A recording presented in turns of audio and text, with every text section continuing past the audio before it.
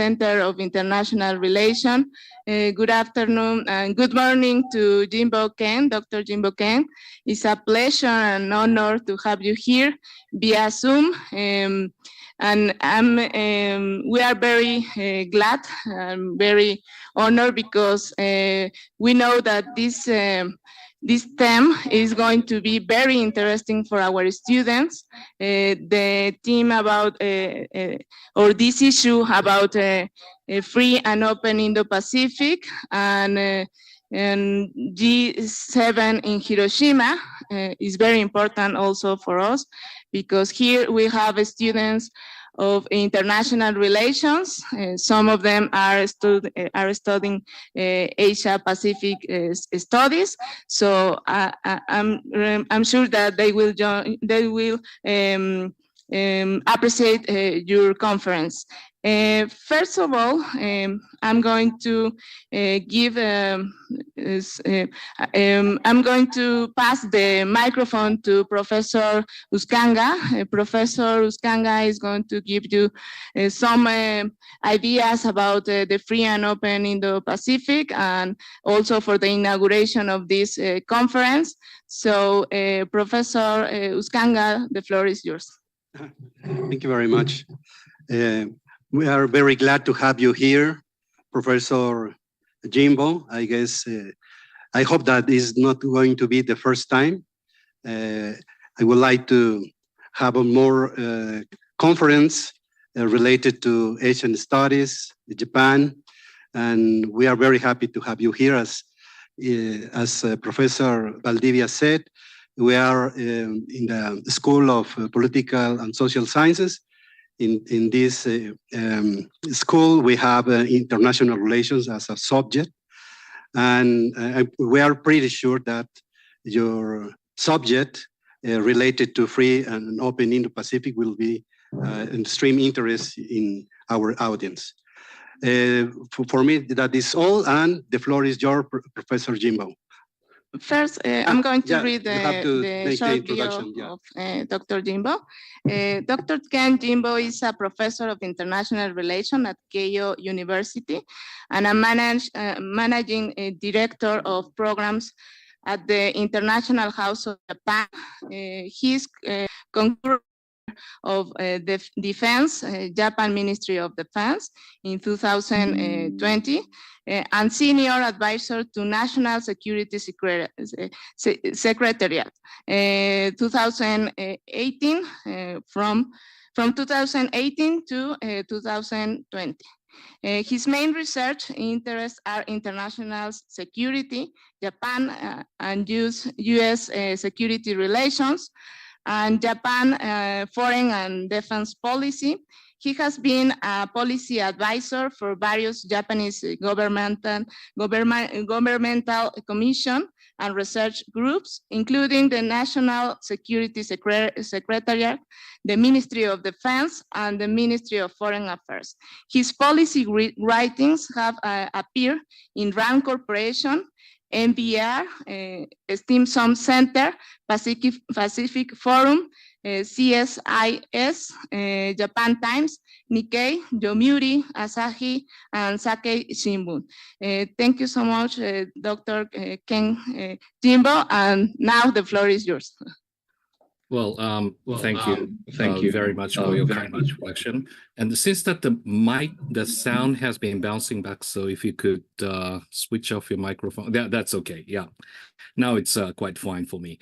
Well, thank you very much for the kind introduction, Professor Uskanga and Professor Balbidia and the fellow students at the UNAM. I'm very much delighted to be invited to this prestigious forum that you organize, and also my thanks extended to the Embassy of Japan who helped organizing this event. And I hope that I would like to utilize this opportunity for encouraging especially the students for your gateway to have more interest in Japan and also to the wider Indo-Pacific. And seems to be that this region has become the epicenter of the future growth in the 21st century. And that is very much relevant for Mexico and also in the wider Latin American states.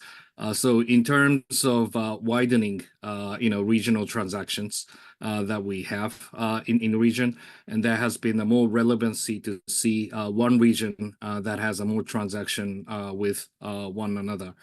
And recently, for the trading company of Japan, like Mitsui, Mitsubishi, Marubeni, Mexico and Latin America has been a quite familiar place for the trade, investment, and the supply chain management, and their exploit to access to the rare earth minerals and critical materials, raw materials, and such. But now I think Latin America has been seen as one of the also important growth area in the international economy. At the same time, when it comes to the new economic security concerns that we have, there has been the growing momentum to understand that there is no such trend as an open-ended globalization anymore. And that is coming from the heightened strategic tensions between the United States and China. And those strategic rivalry is inducing the trend that more like-minded states are aligned together to form the friendshoring or the supply chain management and resiliency among those market members who have been trusted with each other. So in that context, I think APEC, G20, CPTPP, and those types of the economic framework has been highlighted in this types of the trusted market access type of the concept, and where I think Mexico and other fellow Latin American countries are critically important in that context. So I'd like to emphasize before, at the outset, there has been a growing interest in Tokyo when we look at Mexico in that context as well. So today I prepare several slides and which is free to share. I have already sent to the Zoom chat box about my slides. So later, the students can actually access, and that is free to share. So don't worry about missing my contents. So let me try to share my screen. So the title of my presentation is Free and Open Indo-Pacific Origins, Development, and Alignments. And on the final stage, I will also like to mention about implication of G7 Hiroshima summit that we had last year. But when it comes to the concept of the Indo-Pacific, some of those students are quite familiar who have been studying about Asia, but some of you may not. But I would like to emphasize there has been the rise and fall of the regional ideas. When you're back in the junior high schools or elementary school, your geography teacher might tell you that the boundary of the region, this is North America, Latin America, Europe, Africa, Eurasian continents, East Asia, South Asia, and such. And that's a very artificial and geographical boundary. But when you try to get into the real study of the political economy and the regionalism, you may suddenly find that such kind of regional concepts are dynamically defined, and it has an elasticity of widening and even the shrinking of the regional concept. And Asia has experienced such kind of a rise and fall of regional concepts in the past decades. Back in 1980s, when you found that the rising economy in Asia, started by Japan, but also followed by South Korea, Hong Kong, Taiwan, and Singapore, where everybody wished to be the part of those East Asian dynamics, and where the Asia Pacific has been the dominating concept in the region, and that really connects the epicenter of the economic growth in East Asia to the North America and other regions as well. So it's an open and very mega type of the region, as opposed to what happened back in 1950s and in the 60s, where many of the regional integration concepts are formed in pursuant of the so-called trade substitution mechanisms to protect your economy. But in 1980s in Asia, there has been the new agenda that has been shared among major players, that this is the regional concept that is open-ended. Everybody should be part of this concept for to gain the benefits out of those economic dynamisms.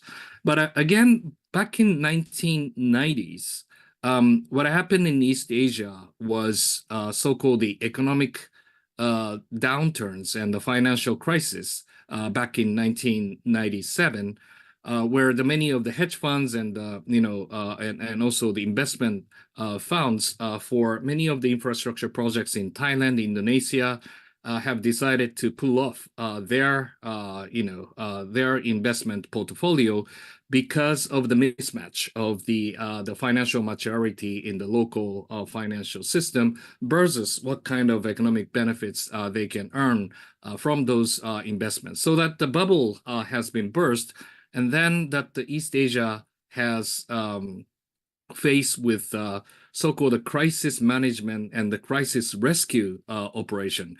And the APEC was not really able to deal side by side with a situation in Southeast Asia, nor the IMF or those international financial institutions that can provide the adequate sense of the financial supports in dealing with those crises. But East Asia, mainly the ASEAN +3 country. By the way, ASEAN stands for the Association of Southeast Asian Nations, and that is the components of the Southeast Asian countries get together. That was originally founded in 1967. Very friendly kind of grouping. Without too much institutionalization, they have come up with a very relevant, policy coordination body in Southeast Asia.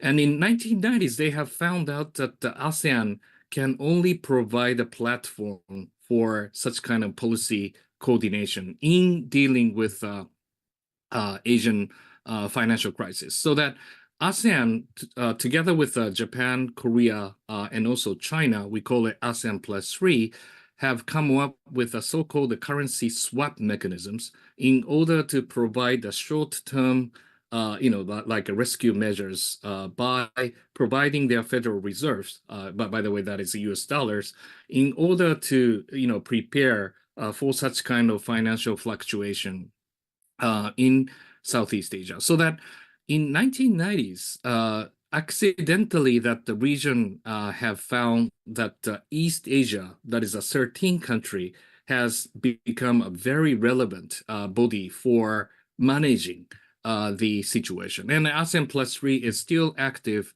as of now. And that was a story of 1990s. And what happened in 2000 is the so-called the expanded East Asia has become more relevant. And what we found in 2000 is the rise of China. And the China has become a huge, elephant in the room. And there has to be more like an institutional balancing, whether you need to have a more powerful player to balance the influence of China in managing of such kind of regional body, where we have decided to incorporate first Australia, New Zealand, and also India into the inauguration of the East Asian Summit in 2005. And then 5 years later, in 2010, East Asian Summit has decided to invite the United States and even Russia into this East Asian Summit framework, so that we have suddenly, become much more expanded figure of the East Asian the platform of the policy coordination in 2000, and then eventually we came up with a concept of the Indo-Pacific, which is a much wider concept, which became one of the, I think, benchmark regional concept in past 5 to 6 years. So these are the kind of the prelude to what we are going to talk about the Indo-Pacific concept as of today. So why we need to care about the Indo-Pacific? Initially, that the officialization of the Indo-Pacific as a regional concept has been called upon by former Prime Minister of Japan, Mr. Abe, in his speech in 2016 at the TCAT 6 meeting in Kenya, Nairobi. And Abe has been the proponent of the regional engagement. And Japan, he believed that the Japan needs to expand the portfolio of the diplomacy way beyond that East Asian cooperation. So India has come into the picture, so as the many of the emerging economies in South Asia. And then in occasion of his visit to Kenya, he also incorporated Eastern African states also be the member or the on the scope of the regional concept. So this is here to say that the Indo-Pacific should be wider open, and then that one of the key concepts that he reiterated is the connectivity of the two seas and the two continents. Two seas are Pacific Ocean and on the Indian Ocean, and the two continents are the Eurasian continents and also the Eastern Africa. So the scope of the Indo-Pacific has begun with a very much wider concept that he wished to propose. And I think it is quite important to learn about not only the kind of sequence of the events, but I think it's a background of the trends, and the context is quite important to understand why suddenly that many of us are trying to pay attention to the emerging concept of the Indo-Pacific. And I think there are a couple of, aspects that I need to emphasize. First of all, I think that there has been the geopolitical and economic gravity you can find in those wider regions, both as opportunities and also the challenges. When you see the opportunities, there's an epicenter of the economic growth. There has been the huge, opportunities for the economic growth in South Asia, Southeast Asia, Middle East, North and East Africa, and everybody wish to be part of those dynamism. And that's pretty much the number one. But in the second sense, there has been the quite huge concern about the potential risks of the conflict and the conflict escalations in those areas, especially when you look at the concept of the geopolitics, the rim, so-called the rimland states, consist of the coastal areas of the Eurasian continents, prone for many of the geopolitical rivalry, and that is true for the early 21st century as well. So these are the two, components why Indo-Pacific has come to play at this time. But in the second, more specifically, I think everybody is looking at the China as a major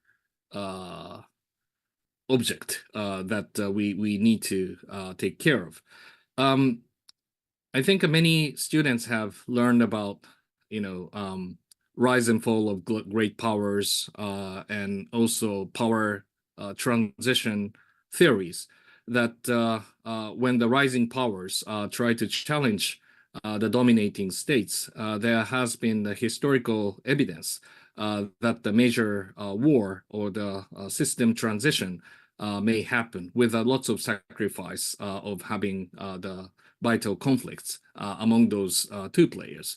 So the question still resides in whether China is becoming the peaceful player or the constructive player in our region or in the wider sense, or China is trying to challenge the role played by the G7, the United States, and try to transform the system in favor of their political preferences is a huge question. So that definitely everybody needs to induce China to shape China as a regional responsible player by having a more institutional engagements and also the functional engagements with China by having the conditions. And so that constitutes our sets of the strategy in two senses. One is a competitive strategy and another is a cooperation strategy. The competitive strategy includes security and strategic concerns like status quo management, balancing the coalition, and how to check and balance the Chinese expanding influence in the region is one sense. But also on the security, as I mentioned in the outset, there has been the emerging economic standards, not based on so-called Washington consensus, free and open rule-based economic order versus those authoritarian states, more control and more kind of dominated by the state-owned enterprises who has a more like a political influence in the market as well. So that in what kind of economic order that we are going to have in the Indo-Pacific is also the part of competitive strategy. But I think, as opposed to what the Chinese official and Russian officials often say that Indo-Pacific is the very antagonistic concept, and that is aimed to encircle China and Russia by the Western states. And then those are often mentioned by the leaders of the China and Russia. But I would like to emphasize that the Indo-Pacific concept also has much more open-ended cooperation concepts that include the security in such as in the crisis management and confidence-building measures, and the economies in the trade, investment, and tech corporations. And as I mentioned, CPTPP is very high standard economic cooperation agenda. But that is not to promote the deregulations and the reduction of the tariffs, but the CPTPP is the standardization of how the business and the private sector can run their market access, in the region. So it's more like a standardization policy that we have. You can see as a competitive policy as opposed to those authoritarian mechanisms in Asia. But at the same time, you can see that the authoritarian states like Vietnam has become the member of the CPTPP, and China is now officially filing their interest to apply for the CPTPP as well. So this also has the cooperation platform with China as well. So regarding the Indo-Pacific only as a competitive strategy, you may lack some of those other aspects incorporated in this concept as well. And by looking at the detail, you can find that the security of defense by maintaining the U.S. presence in the region, U.S.-led trilateral cooperation, regional military relationship, and the multilateral exercises, maritime capacity building as a security domain. But in the economic outreaches, you can find that there are more development finance measures, economic standardization measures, and the quality infrastructure projects and digital measures and so on. So many domains of the cooperation has been underway under the concept of the free and open Indo-Pacific. And this has become a quite phenomenal, I think, regional concept, especially after the United States decided to officialize their strategy to the region. And quite interestingly, that has adopted under the Donald Trump administration in 2018. So United States says that, well, this is a great concept, and I wish to promote that idea. So the free and open Indo-Pacific has become the official United States policy since 2018. But when you look into the detail of what United States try to promote under the concept of the FOIP, there are, I think, considerable differences between what Japan tried to conceptualize versus what the United States is trying to promote. So that under the umbrella of the Indo-Pacific, I think students may find that there are a variety of the emphasis and the priorities that you can find under the same name of the concept. And you can find those differences in the Australian versions, South Korea, ASEAN, EU, and many of other members. And you can find that those are the varieties of the Indo-Pacific engagements that many countries are now try to identify. And that is not only being promoted by geographically located countries, but for example, in Europe, the Indo-Pacific has become one of the gravity concept that the European states will try to engage in the region. And you can see that the emerging awareness has been found in the Latin America and the Caribbean states as well. So there should be more to come from your region as well. So this has been the important aspects of the Indo-Pacific. Whenever I ask that those kind of questions, I always answer that Indo-Pacific can only be successful if everybody can claim the copyrights. So this is not the Japanese version. Well, we were one of the initiator of this concept, but the actual ownership of the concept can be owned by anybody who plug and play into this concept. So everybody has a different version of the Indo-Pacific, and this is the kind of important concept of where we are at now. Because we don't really have the institutional backgrounds of the Indo-Pacific, there's no membership, there's no institution, there's no secretariat, no kind of guiding principles about this, but we only have Indo-Pacific as guiding concepts. And so those are the very much to say about where we are at now in the Indo-Pacific. And let me just to follow up on the Japanese perspective and how Japan tried to develop its policy based on this free and open Indo-Pacific. Currently, we do have a Kishida administration.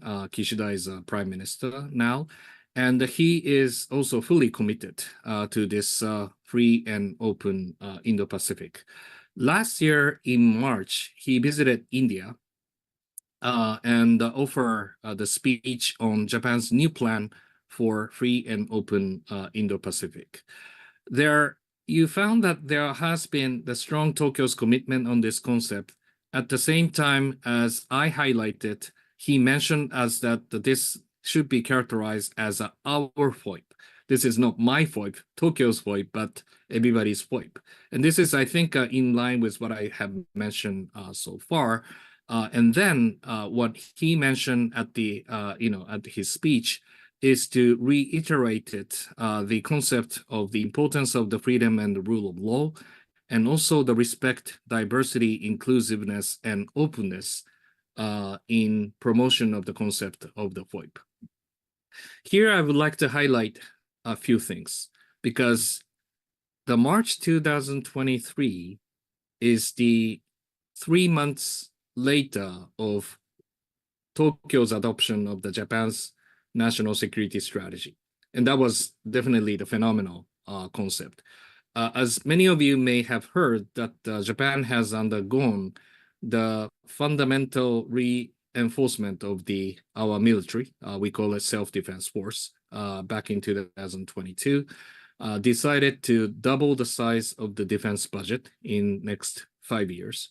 And we also try to procure some of the weapon system, which was unprecedented in our post-war history under the Article 9 of the Constitution, Japanese Constitution. We are definitely trying to reorient our concept of the defense and the security, mainly in dealing with the rise of China, but also with North Korea and Russia. We are surrounded by many neighbors, which creates the severe security environment surrounding Japan. So definitely we need to compete against those trends, and that was reiterated in national security strategy.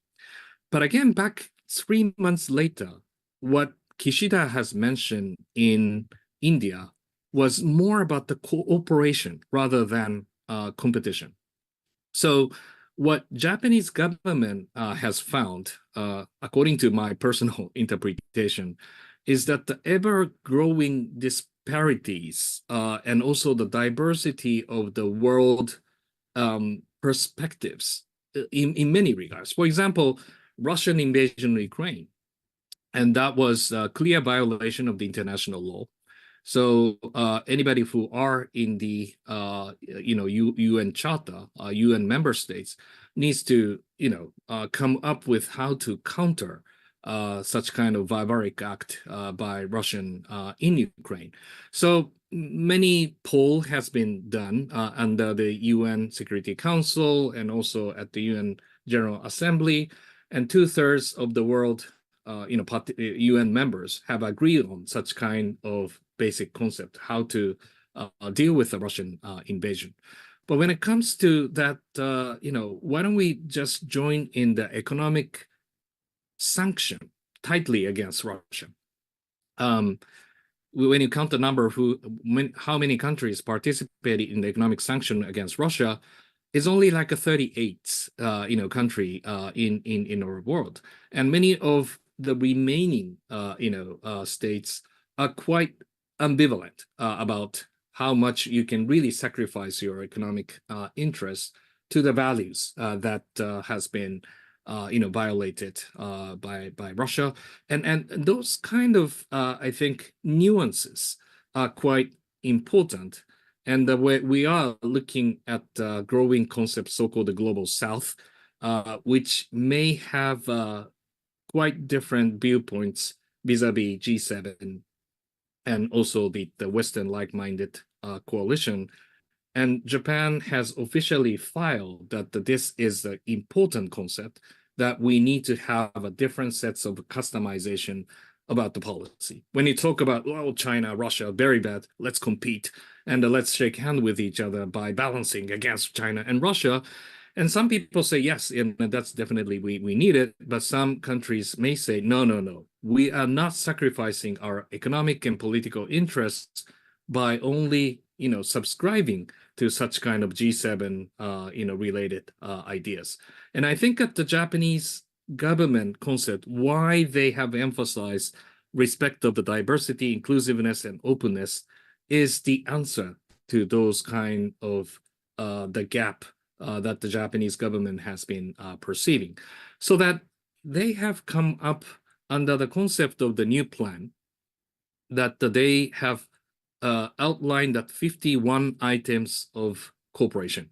You can find in the next slides like this. There are so many Japanese detailed item of the cooperation that Japan is prepared to provide to the Indo-Pacific. And you may find that this is the collection of the very detailed, tiny, policies, which is very hard to structureize. And you don't see really like what is the concept of the Japanese FOIP under the new plan. And if you ask the, Japanese embassy and foreign ministry, they came up with pamphlets and, give you some answers, and which is a very important. But in my interpretation, this is important because this is the Japanese effort to fill the gap of those global South concerns. So we are not talking too much about the universal values like democracies or what should be the kind of like a human rights conditionality for the developments and so on. We do care, but if once we try to have the entry point for the conditions, there are so many countries who hesitate to take such kind of funds with string attached with the Western concepts. So why don't we provide the items, which is 51 items, which is no string attached, but in order to fill the gap of such kind of differences in the world. And this is how the Japan is now trying to play out by promoting the new plan for free and open Indo-Pacific. And that has been, I think, come up with a final agenda of the G7 Hiroshima leaders communique 2 months after the Kishida's speech in India, where definitely G7 is the Western coalitions. So we do have the basic agreements over how to deal with Russia, how to tighten the sanction against them, how the EU and NATO's cohesiveness are important against supporting the Ukraine's resistance against Russian invasions, and how those kind of the freedom, rule of law, and such types of the principles should be addressed in managements of the many of these international institutions and the various domains in the policy arenas. Those are the G7 agenda as you normally see from those communique. But I think that Japanese government has inserted some quite important agenda by looking at the Indo-Pacific. Fundamental freedoms and human rights are all definitely the part of their concerns. But they also, emphasize importance of the coordination of the regional partners, such as the ASEAN, as I mentioned, and when ASEAN try to stand up against those kind of the economic coercions or any kinds of the fluctuations of the standards, we are here to help those ASEAN efforts to make their security stability more resilient and their economy more flourishly by connecting those economic kind of connectivities by investing more to the infrastructure in the region, digital connectivities, and many of those economic platforms are concerns. So those are something that is happening in connecting those Japanese originated ideas of connecting the gap in the world into the new plans of the Indo-Pacific to be also delivered in the G7 Hiroshima leaders communicate. So those are what I think what has been significant in understanding of the free and open Indo-Pacific as of now, and what kind of the Japanese preferences and appetite have been reflected in the development of this idea. So I'd like to stop here for further discussion. Thank you very much.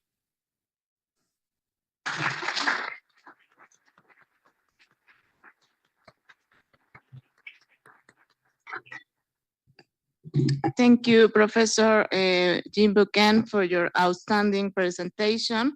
Now we will have a Q&A section or question and answer section. And you can say your question in English or Spanish. Professor Idalia is going to help us with the translation if it's necessary. So do you have any question?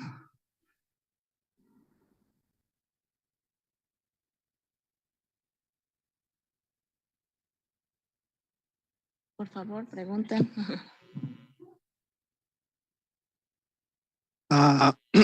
Okay, I'm going to do it in English. First of all, thank you, Dr. Ken Jimbo, for the conference. It was very illustrative. I just have 3 questions. The first one is, do you think that BRICS may be an obstacle for the commitment that India could have for the free, open in the Pacific? That's the first one. The second one, talking about Latin America and free open in the Pacific, knowing that many Latin American countries have frontier, we could say, with the Pacific Ocean, is free open in the Pacific, considering in the near future or not near future, the integration of Latin American countries such as Mexico, for example. In the case of Mexico, would be like the strategic position that it has in Latin America, also because it's near United States and the nearshoring. I know that free open in the Pacific does not is not only focused on economic purposes, but it will be great to have your perspective about this consideration. And the last one, do you think that free open in the Pacific could transition in the near future into institutionalization, considering the actual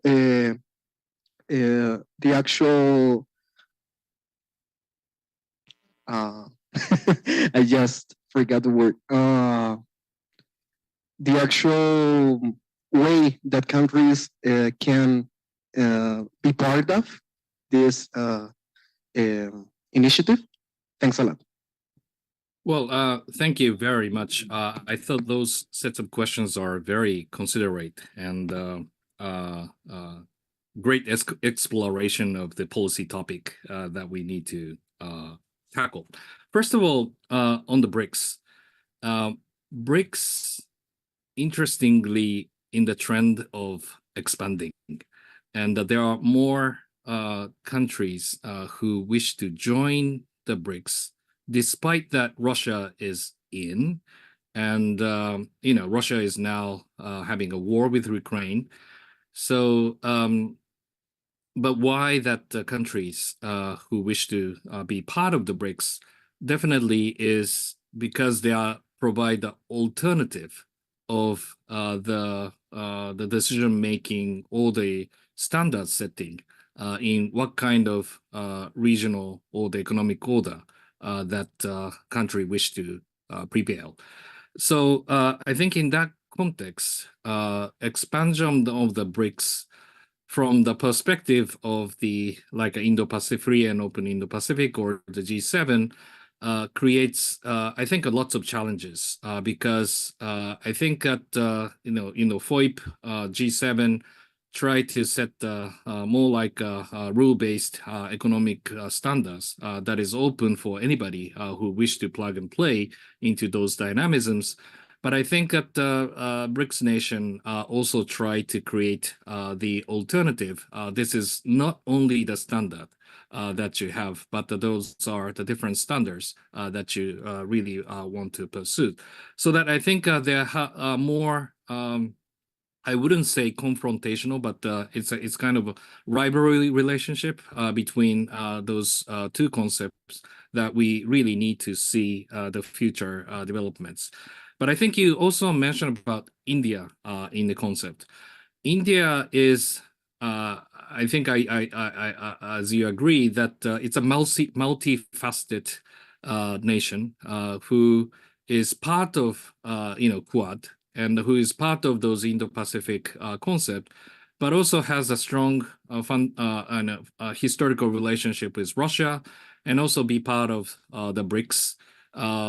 Sometimes, explore the strategic rivalry with China, especially over the border issues and the maritime security. But at the same time, they do have deepened, embedded economic interests with each other. So I think bringing India into the one sets of the free and open Indo-Pacific concept has become a very difficult agenda for us. So I think that how to shape India into this, in this portfolio is a quite important policy agenda for all of us. So that's for your first question. Second, where the Latin American countries are located in the FOIP, and that's also the great question. And FOIP is open for everybody, including Latin America. Mexico I would say, is already in this concept in many regards. Economic transaction, institutional, setting, and also be part of the NAFTA. I think that Mexico has been part of those, especially on the trade and investment, economic and supply chain resiliency measures. It's heavily embedded in this concept. But at the same time, I think when as not only the Mexico, but even the Ecuador is now the official applicants for the CPTPP. And I've heard that there are so many potential that many other countries are also thinking about the future application about the CPTPP. And this is a great entry point for the economic transaction and the trade liberalization and the standardization among those business and private sector partners to have a more open, more, I think, a dynamic access to the Latin America market, and vice versa for the Latin America economic sector to be part of those Asian dynamics as well. So I think this also, has a huge potential for Latin American nations. And finally, for institutionalization, I don't really have an answer to this, because once you try to institutionalize, there's a question of who is in and who is out, who is the official member and who is the associate members, and who is the dialogue partners, and those kind of layer of the commitment may arise in the concept of the Indo-Pacific. Whether that is a great idea, I am not sure, because currently that Indo-Pacific, as I mentioned, is a kind of a movement or the concept of the sharing of the concept rather than sharing of the institutional commitments. Once you have find a very tough, very structured institution like EU, that is more like, if you have a credit card, that is a platinum, gold or a platinum card. It is very hard to get in, but once you become a member, you can buy so many things. But I think that Indo-Pacific is haven't really reached to the student card of the things. So you can become a member, but something that the credit that you have is pretty much limited. But I think that there's more like a voluntary processes, what kind of guiding concepts and the principle you try to subscribe to by announcing that the Indo-Pacific is your concept. And I think that is the I think a stage that we are now experiences, and where is the next phase and next stage by institutionalizing in the future may be the question that we need to explore in the coming decade.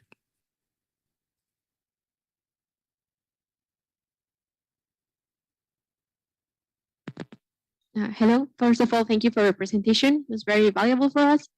And my question is, well, you talked about having the United States close, or at least involved with Japan. And my question is, considering the foreign policy of the United States to seek to maintain an hegemonic role in the world, how do you think this relationship between Japan and the United States affect the geopolitical dynamics in the region? And especially, how do you think it affects Japan's role in it?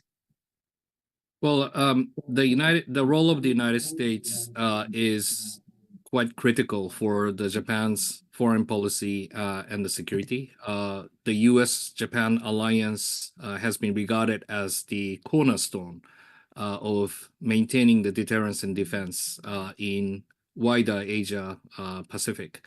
So you cannot really create the Tokyo's security strategy without U.S.-Japan alliance, which is quite similar to what the European NATO member states try to see regard the United States. But at the same time, that whether it is always good for Japan to engage in the region with the United States is questionable, because Japan has its own indigenous kind of a policy sets to deal with many of the agenda in Southeast Asia and South Asia.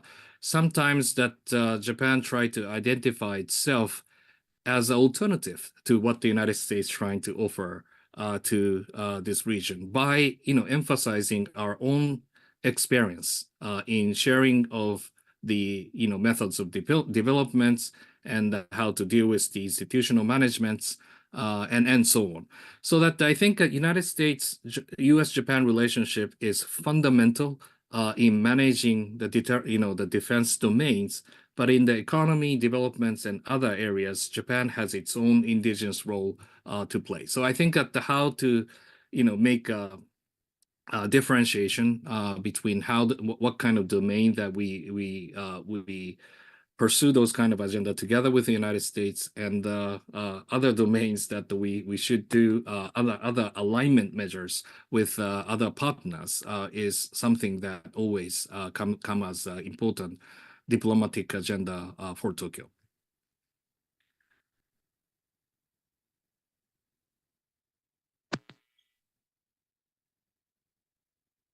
Thank you, Professor, for your lecture.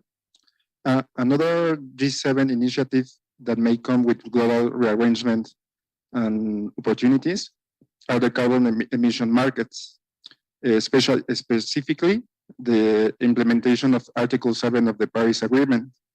Is Japan, more broadly the Indo-Pacific region, interested in opening a market with internationally transferred mitigation outcomes market with Latin American countries? Well, thank you for those very important specific question. By looking at the sets of our measures for the climate change and also the carbon emission measures and the pursuit for so-called green economy, there are a variety of measures that Japan is now pursuing.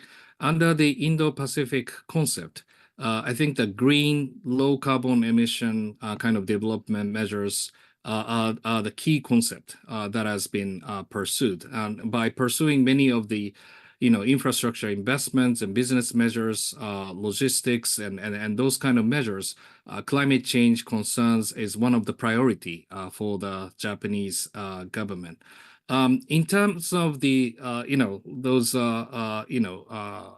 carbon credits measures, I'm not specialized in those concepts due to how kind of eligibility of the exchanges among with those Latin American countries. You really need to explore with other experts on this agenda. But I generally I can emphasize how important that those environmental concerns for Japanese governments to promote such kind of varieties of the projects associated with Indo-Pacific. Hi, sorry. Hi, and thank you for your conference. My question is, in your opinion, do you consider Japanese plan will be an opportunity for good relationship in the international community and also in the Asia Pacific area? Thank you. Yes, I think that as I mentioned at the conclusion, we are surrounded by very severe security environment, and the world has become the place where strategic competition is taking place in many domains, and Northeast Asia is no exception for this.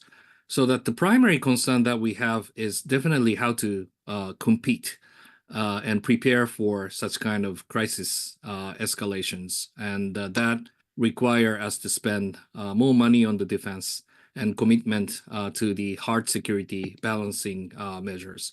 But that is not only providing such kind of stability measures for Japan, but that really lacks how to connect diplomatically with how you can really create peaceful and the prosperous environment. So deterrence alone cannot really create the security environment conducive to that region. So you really have to supplement by having a lots of dimensional efforts in committing itself to the economic cooperation measures, standardization measures, developments, and also people-to-people connectivity and so on. So that I think Japanese commitment by knowing both on the national security strategy and the new plan for free and open Indo-Pacific, that is a very much comprehensive measures that has been taking place in connection to your questions.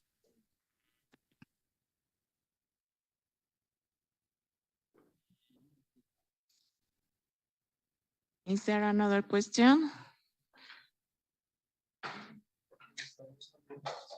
Yes. Puede ser en español.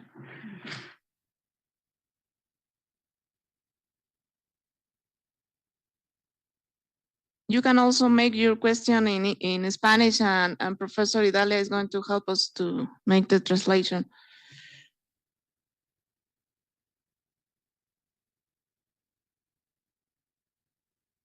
Or even in Japanese, we have a Japanese student here.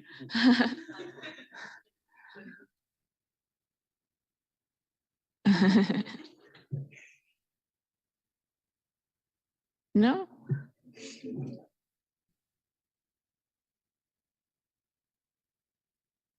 Sí. Another question in Japanese.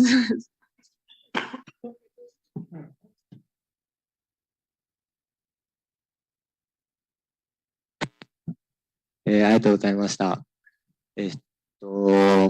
今、まさしくその太平洋、日本太平洋とかのそういう関係を学びたくて、メキシコに留学しているものなんですけど、その、日本語とか語学以外に、その、言及された、その、開かれたアジア太平洋っていうのを実現するために、まあ、言語力はもちろんなんですけど、それ以外にこういう能力が日本人に求められるっていう考えはありますか？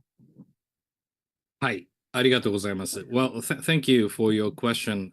His question was regard to, he's studying in Mexico, which I envy a lot. But he asked me that what could be the individual skills that is recommended to earn while he's in Mexico in realizing the free and open Indo-Pacific, in addition to their Spanish language skills and so on. And that is, I think, a great question. And I recommend my students at the Keio University that you really have to have the experience other than typical destination like the United States or in the Western Europe. That's always popular place that you can have some experience in the university, postgraduate studies, earning MA and PhD. That's great. But I think at world in 2030s and 2040s, where G7 economy is less than probably 20 something percent, and then there was the rising kind of emerging economies that will be creating a new standards of the world kind of the composition of the powers. And I think having an experience in Mexico, having experience in Latin America or South Asia, Africa, Eastern Europe, and the Middle East is an exceptional experience that like a Japanese or the foreigners wish to earn their experience having a friends. And whenever that important agenda comes in 2030s, when Mexican president or in somebody said the proposal, and I think that you should be the one who can actually explain the backgrounds and who knows the what kind of context that Mexico is trying to achieve, and that will become more relevant in 2030s and 40s, and when you become much more professional, and I think your experience will be paid off quite well. And I think that in addition to that, I really recommend you to look at the, not only the Mexico, but the Latin America and the emerging economies position in the world affairs, and how they are trying to create the alternative of the economic and political model they have. So how much you can generalize what you're learning, not only knowing Mexico is great. Learning about the Mexican, politics, economy, people, and cultures are so great, but how much you can really generalize what you are trying to get at, how you can really apply to other regions, and what you are going to learn from those know-hows are, I think, much greater importance when you bring back those assets to Japan. I will highly recommend to share those kind of wisdoms with Japanese community. So those are my humble advice to you.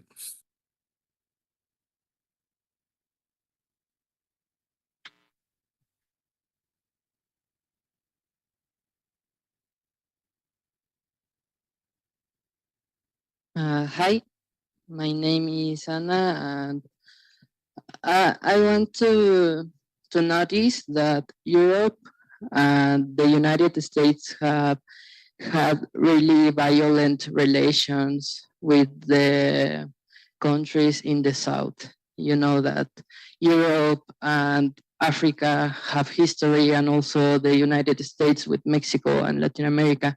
And I think the Indo-Pacific relations are way more horizontal and respectful. Do you think this might be a precedent for more horizontal relations in the entire world? I think that is the essential components of what the Indo-Pacific needs to earn. By looking at why the Global South concept has now become relevant, you can argue what is the definition of the Global South, and some people say there's no Global South. It's a too vague concept. But to me, by looking at the sets of the frustration among those emerging powers, and their powers that is rising, definitely, has not been, I think, appropriately represented in the international rules and decision-making processes, and there's a reason for them to frustrate. And by looking at you mentioned about North, European states in America, by asking many of the South members to get in line with Russian invasion of Ukraine, and people are dying in Ukraine, and you have to get together. But what happened in Gaza, for example? And people are dying because of the Israeli bombing, and we know that Israel needs to protect themselves by attack from Hamas in October. That was horrible. But the way they are responding into the Palestine states, and then asking for support to kill the people is nonsense. And that kind of so-called double, triple standards were the concepts to be shared. That is very hard to connect those kind of global agenda to have a notion to get together. So I think bringing back in those Indo-Pacific, by looking at the new plan, for example, you have to respect the differences. You have to respect where you are, who you're from, what kind of preference that you have, what kind of political system that you have, and what kind of peoples you are, and those kind of mutual engagements and respects should be the base of the Indo-Pacific. And you call it horizontal is, I think, a right words to be pursued. And in that sense that, it's a very slow process, but I think it is very important not only to bring in the one standards, but there are several standards that the worlds may have. And then let's bring into the more prosperous, peaceful, and rule-based order should be the way destination that we can really go forward together. So those are, I think, at what the Indo-Pacific tried to premise. And I hope that there are many more Latin American countries try to subscribe to this agenda as well.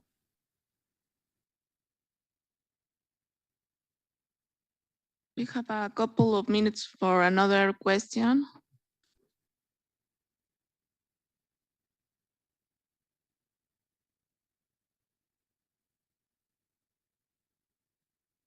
Hi, thank you. On your presentation, you mentioned the financial crisis of 1997. And I would like to ask you if under the FOIP, are there any objectives to attend economical problems in the Pacific countries? That will be all. Thank you. Well, thank you very much. I appreciate you mentioned about 1997 and following up processes. And I think what happened in 1997, as I mentioned, is the I think fundamental mismatch between the maturity of the financial mechanism in Southeast Asia versus the amount of the foreign funds accumulated in those markets. And you cannot really adapt to the fluctuation of the market standards and the currency mechanisms. So that what they tried to prepare was, as I mentioned, that's a currency swap mechanism. So there's a outstanding amount of the Federal Reserve by Bank of Japan and the Chinese Central Bank and the Korea.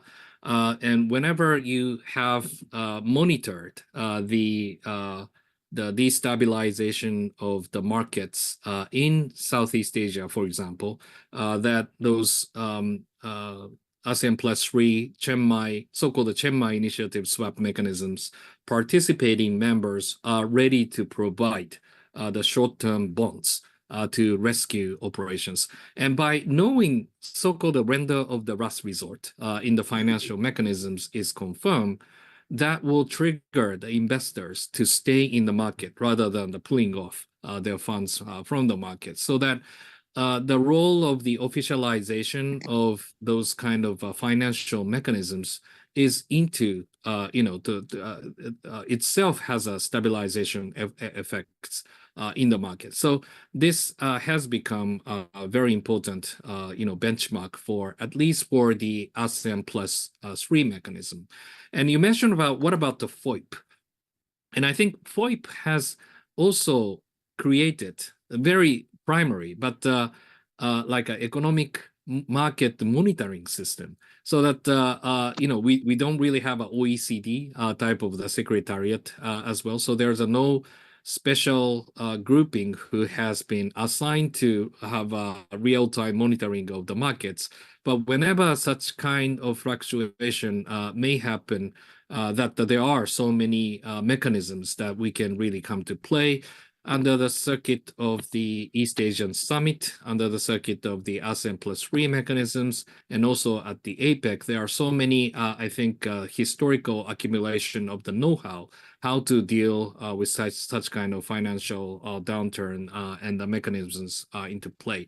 I'm not too optimistic about this because that, for example, in China, you have the very devastating stock market situation right now. There's a potential of the financial kind of I wouldn't say the crisis, but the lots of fundamental problem that they face, especially on the real estate properties and those. And once that things could get burst, are we ready to rescue Chinese economy? And I think Chinese economy is too large to rescue. So the mechanism is not perfect in any sense, but definitely especially on the small and the medium scale turmoils, I think that the region has accumulated how to deal with that situation.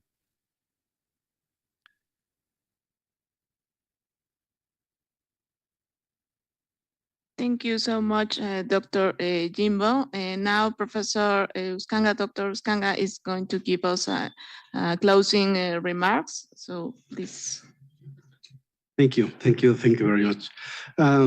Jimbo Sensei の、発表はとても面白かったと思います。発表のテーマ以外で、慶応大学についてをちょっと聞きたいんですが、僕らの学生たちが日本へ留学することが大変興味があるので、もう少しそういう話で。I would like to ask you, Professor, before closing our seminar today, if you can share with us some issues related to Keio Daigaku, that is one of the most important private universities in Japan. And if you have some master degree course on international relations, on Asian studies, I would like to ask about that, Professor. Thank you very much. First of all, Professor Uskanga's Japanese is almost perfect, and I'm very glad to have conversation in Japanese as well. But thank you for asking about the opportunity for pursuing academic career at the Keio University and also wider universities in Japan. I think one of the typical way to ask is to, if you go to the embassy, there is the so-called mixed scholarship application processes, and that is the funds offered by the Ministry of Education, who offer all the tuition fees and all the travel costs and the living expenses and stipend in Japan, and one of the full package scholarship opportunities to study in Japan, and that is one sense. And the second is more like a flexible one. The Keio University, for example, is wide open for the foreign students applications to both undergraduate and also the graduate level of the studies. So you can search our websites, and the admissions policies and application processes are all available. And that is also the scholarship opportunities, not only by the government, but also by the private foundation and the university itself, to support their financial burdens in pursuing such kind of opportunity as well. And one of my master students back in probably 5-6 years ago was a Mexican student. I was her co-advisor. Her name is Miss Andrea, and she gave me an email that she noticed this symposium taking place in Mexico. So I was very glad to have a continued connection with her. But she spent 2 years at the Keio University, and she completed with a wonderful MA thesis on the regional economic dynamics in Latin America.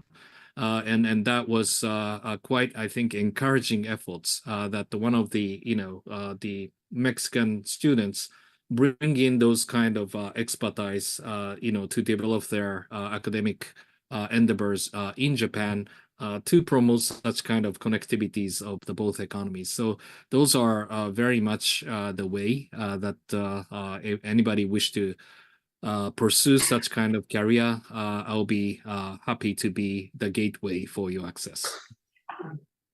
Thank you very much, Professor Jimbo. So the time is already ended. So we'd like to thank you for your excellent presentation delivering today. Also the Embassy of Japan in Mexico, which its support was critical to have you here today. And also the Faculty School of Social and Political Sciences, the Center of International Relations, and particularly Dr. Valdivia, who was very supportive in order to organize this seminar.